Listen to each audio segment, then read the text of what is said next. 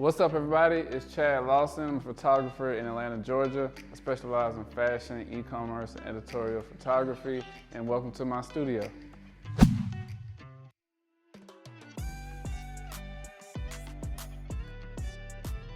Today, I'm going to be showing you guys how to use continuous lights in a studio for photography, not videography. So let's get into it. All right, so a big misconception I believe a lot of photographers have with using continuous lights. I think a lot of photographers feel like, especially when you're up and coming, they see a lot of people use strobes and flashes, which I use as well. There's certain scenarios where you use it and certain scenarios where you can just get away with continuous lights. You can produce amazing quality with continuous lights. I've done many campaigns with only continuous lights that people would think was flash. The thing with that, I remember as a beginning photographer, I spent $250 on eBay to get a all-in-one photography setup. And I just thought when I bought that setup, I would be a professional photographer.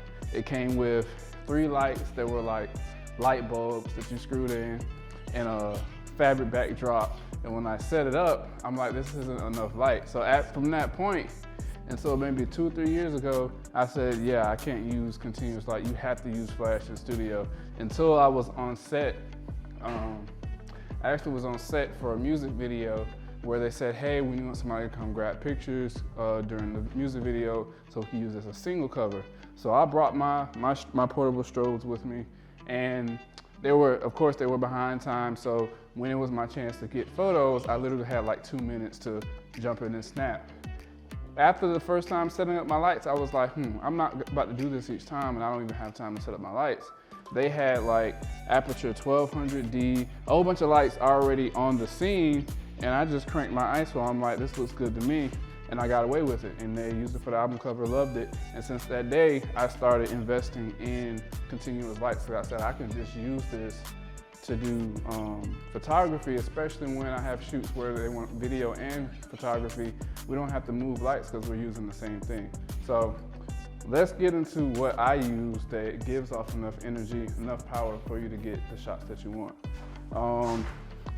Of course, there are many brands you can get, and there's not necessarily one right or wrong. There's just different competing brands. You have Godox, they make continuous lights. You have Nanlite, and what we use today, we're using a blend of Aperture and Amaran lights. Now, Amaran is owned by Aperture, so essentially it's an Amaran light, it's an Aperture light as well. Aperture makes Amaran as a budget-friendly option, but they all are the same brand. They all talk to the same app on your phone. They all kind of cross-communicate with each other. So let's get into what we'll be using today. My most powerful light that I own right now is this Aperture, turn 60 logo, Aperture 600D. They do make an Aperture, now this is an Aperture 600D, which means the D means it's daylight. They do make a Aperture 600X, which can be daylight or tungsten. And they make a 600C, which is RGB. I really wanted the 600C, but the 600C is $2,500, and I just ran across somebody selling his 600D for $700 when it's $1,300 in the store, so I was a no-brainer. But this is a very powerful light. If I need to, make it a color, I can gel it. But it's a real powerful light. I mostly use it for key light because it really blasts through and can make it so I can go to like F6, F7. Especially if it's closer to the model to get more detail, just because it's that powerful.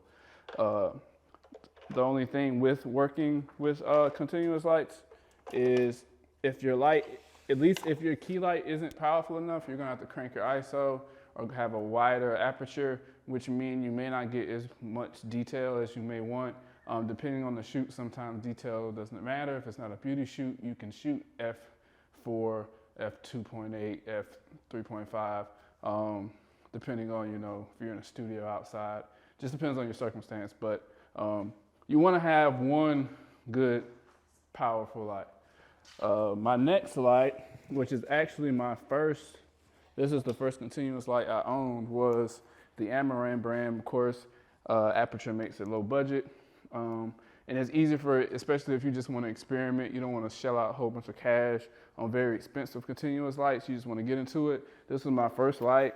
I could do a shoot with this light. It's only 200 watts, but if you have it closer to the model, you get more power, you can get more detail. So this was the first light when I was like, oh yeah, I really love it. Let me start investing more into continuous light source.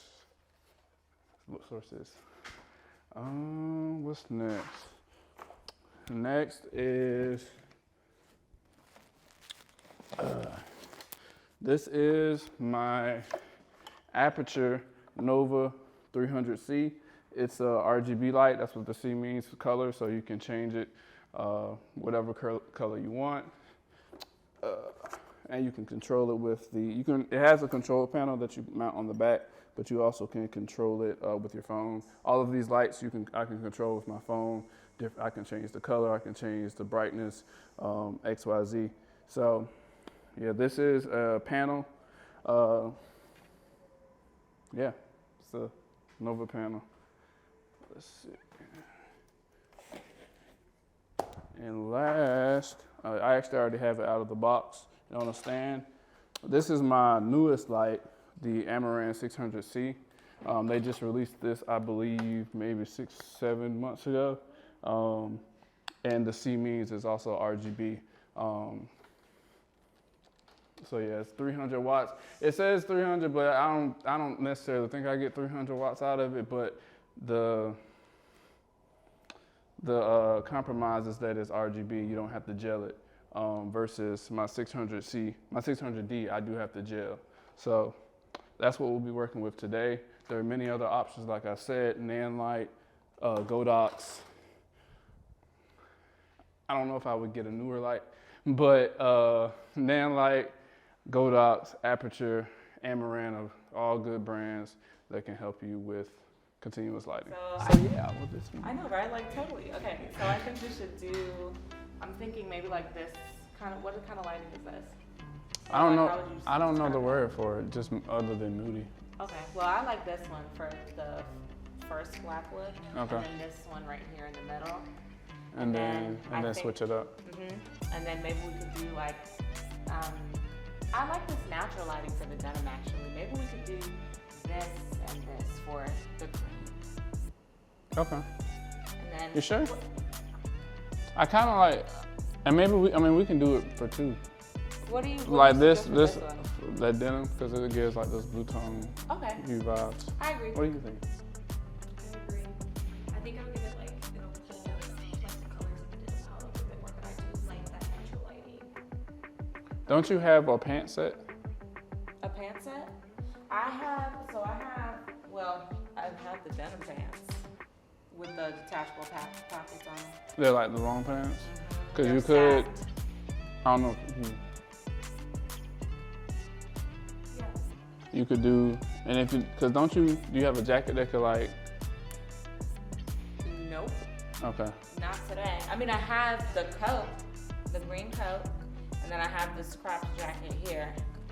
I feel like I like that picture, so I kind of like something like that. That one? Yeah. Okay. Well, let's do that last. Okay. Because that don't gotta be on video. I feel like this look can do. I feel like we could do a lot. Like Okay. I feel like that green look could probably also look cool with like this light or this one. Yeah. But Okay. I agree, like. I mean, we could, because I can change the color to be Yeah. green or something, or yellow so it looks like Sprite or something like that. Oh yeah. So, okay.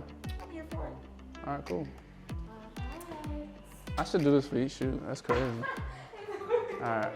I'd be mad to do it on a shoot and they like flake and I got all this stuff printed out.